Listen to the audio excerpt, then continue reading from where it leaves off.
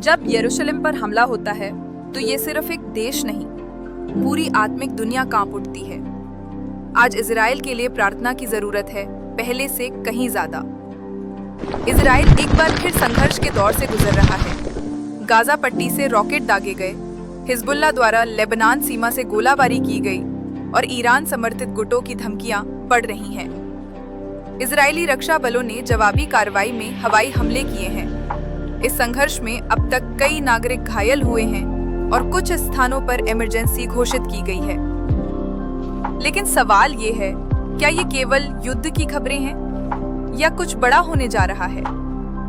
Bible स्पष्ट कहती है कि अंत समय में यरूशलेम विश्व का केंद्र बन जाएगा। जकरिया 12:2-3 कहता है, देखो मैं यरूशलेम को चारों ओर की सब जातियों के लिए एक मतवाला करने वाला कटोरा बनाऊंगा और वो सब राष्ट्र जो उसके विरुद्ध आएंगे घायल होंगे।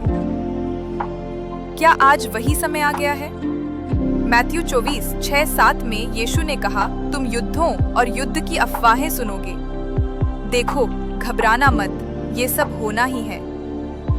आज जो कुछ इजराइल में हो रहा है, युद्ध, तनाव और विरोध, ये सारी बातें हमें याद दिलाती हैं कि हम अंत समय की ओर बढ़ रहे हैं। क्यों और कैसे प्रार्थना करें इजराइल के लिए?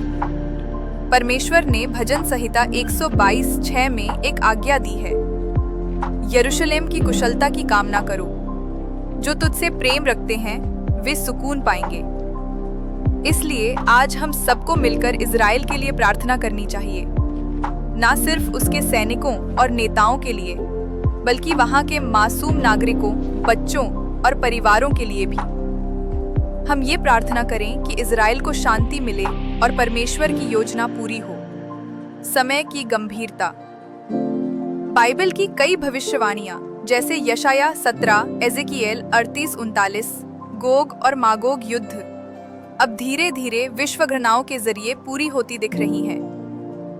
ईरान, रूस और तुर्की जैसे देश आज एक साथ इकट्ठा हो रहे हैं, जैसा कि एजेकिएल ने लिखा था। इसलिए आज का समय सिर्फ देखने का नहीं, जागने, समझने और प्रार्थना करने का समय है। यरूशलेम आज घायल है, लेकिन उसका राजा जीवित है। उठो, जागो और प्रार्थना करो, क्योंकि वह दिन निकट है जब मसीह लौटेगा